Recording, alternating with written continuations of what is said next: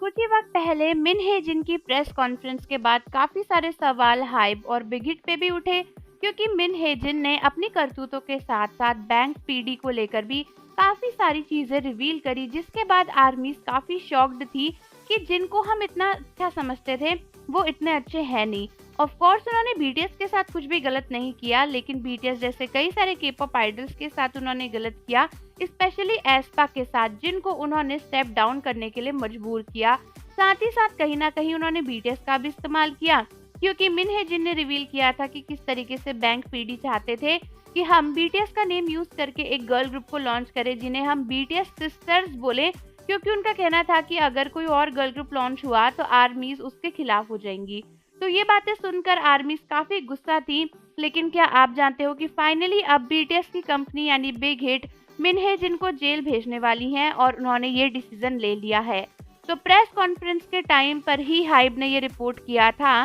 कि एडोर की सीईओ मिन हे जिन को अब जेल जाना पड़ेगा। उन्होंने ये बताया था कि उन्हें पता चला है काफी सारे एविडेंस के बाद कि मिन हे जिन ने काफी ज्यादा हेरा फेरी करी है अपनी कंपनी में। तब एडोर की ऑडिट हुई थी, उसके बाद ये भी पता चला कि मिन हे जिन ने इतने सालों में कई सारे के-पॉप आइडल्स की पर्सनल इन्फॉर्मेशन को लीक किया था, उनकी पर्सनल इन्फॉर्मेशन निकालने की कोशिश करी थी। साथ ही साथ मैनेजमेंट के अंदर भी उन्होंने काफी हेर-फेर करी, जिससे उन्हें पावर मिल सके। यही नहीं बल्कि ये भी पता चला था कि हाइब से पावर छीनने की पूरी प्लानिंग थी मिन हे जिन की, और जब उन्होंने अपने 2-3 ग्रुप्स को डेब्यू करवा दिया और वो इतने फेमस हो गए थे, तब उन्होंने प्लानिंग करी थी कि वो अपनी कंपनी को अलग कर लेंगी। यही नहीं बल्कि बाद में पता चला कि उन्होंने बीटीएस के ऊपर ब्लैक मैजिक जैसी चीजें करवाने की भी कोशिश करी, और एक इविल स्पिरिट से डील करने वाले इंसान से उन्होंने अपनी कंपनी के लिए सजेशंस भी लिए, ताकि वो कम से कम टाइम पर एक ऐसी कंपनी खड़ी कर सके